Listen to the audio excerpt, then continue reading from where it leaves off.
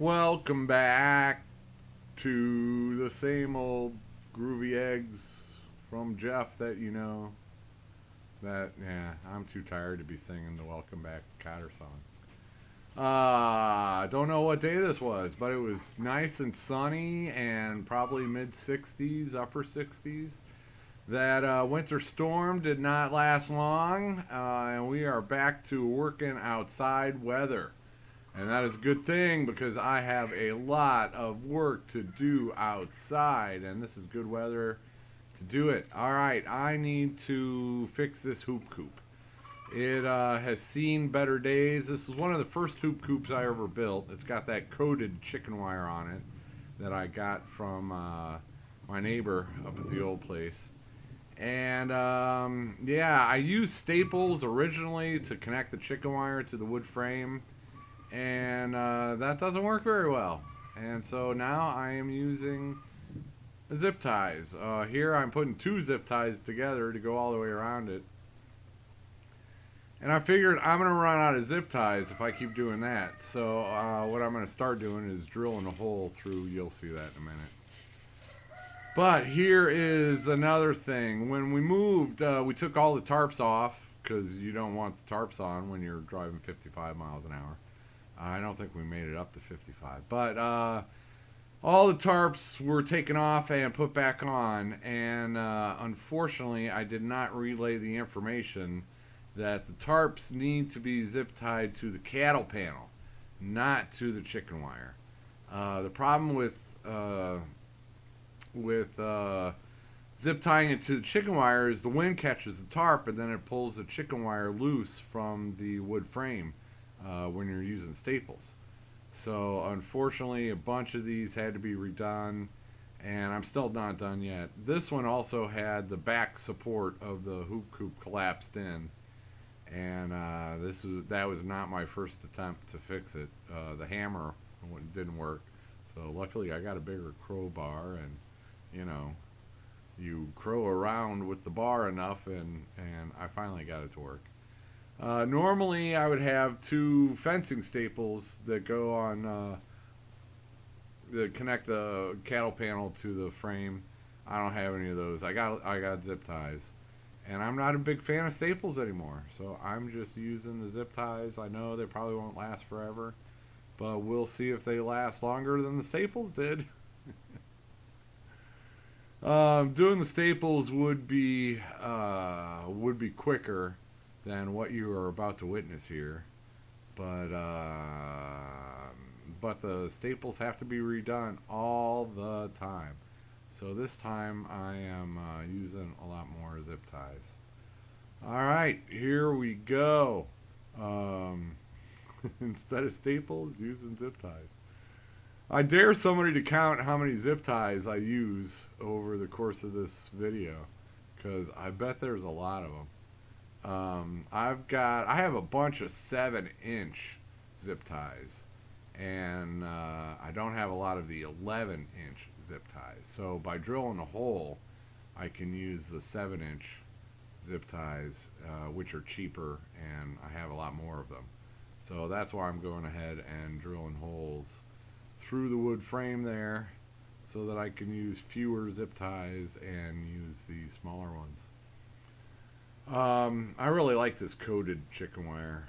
I don't even know where you'd buy that anymore, but luckily, yeah, my neighbor had several rolls of it, so I've got 3 or 4 of my 10 hoop coops have this coated chicken wire instead of the sharp, just plain metal chicken wire.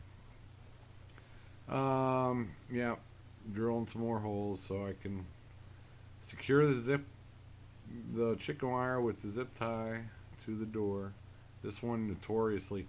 See, they're jumping all over that door in the morning. When they hear me come out that back door, and especially when they hear me get in the feed bag, they're pounding on that door trying to get out to get their first food of the day.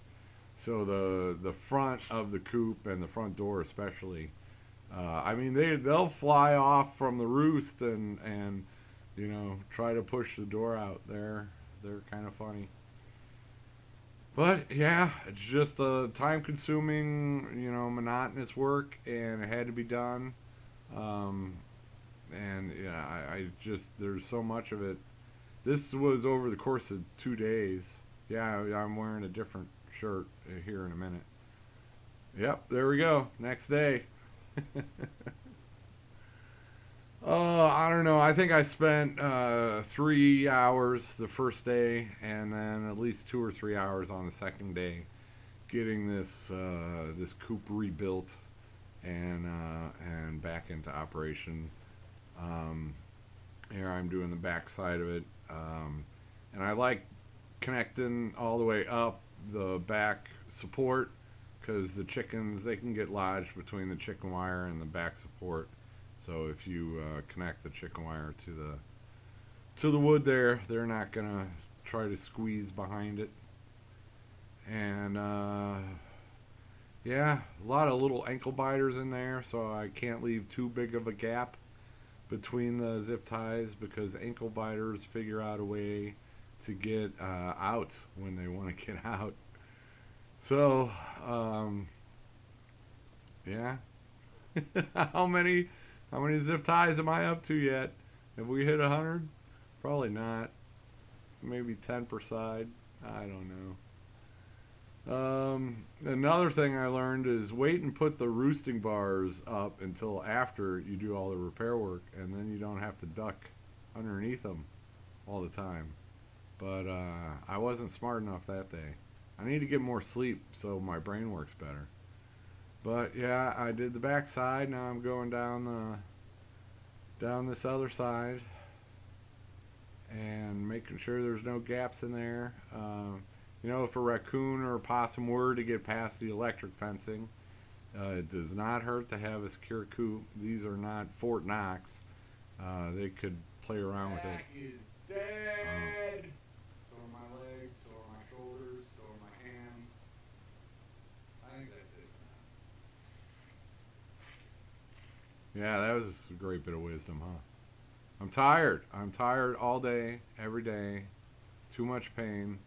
Anyway, here's an old yard sign, one of those political things. It was at blank though.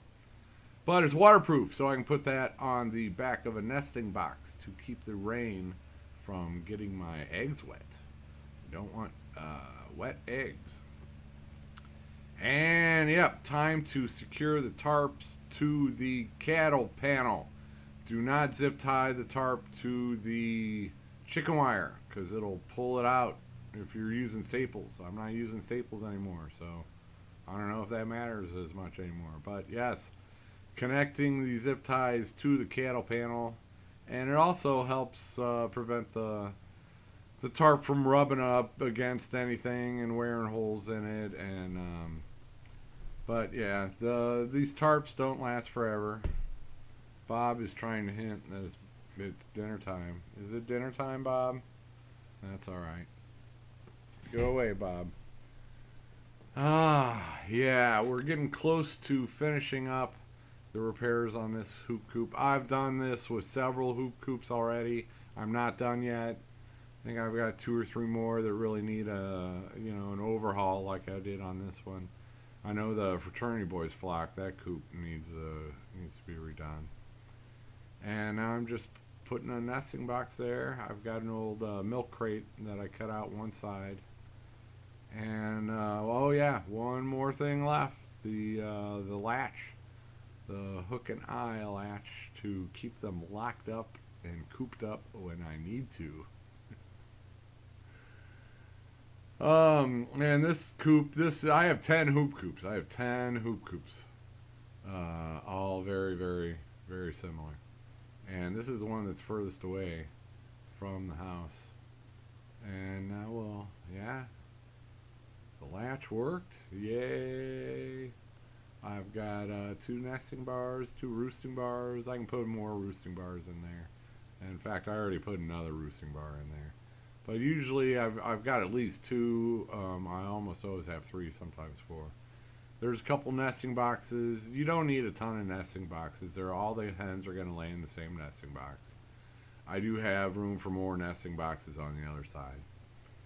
And yeah, that's going to be their new neighbors. In fact, the flock that I'm going to move into that hoop coop I just repaired, two of the roosters out of this fraternity boys flock are going to get their own flock. So two of these boys are about to be very happy.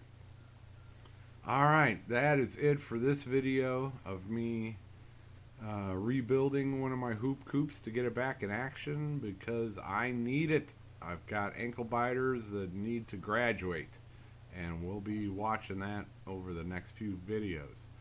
So that is all I have for today. Thank you for watching. Thanks for everything, and take it easy for me because I still got some hard work ahead of me. Although the numbers are going down, and there is light at the end of the tunnel. Thanks for watching. Take it easy, everybody.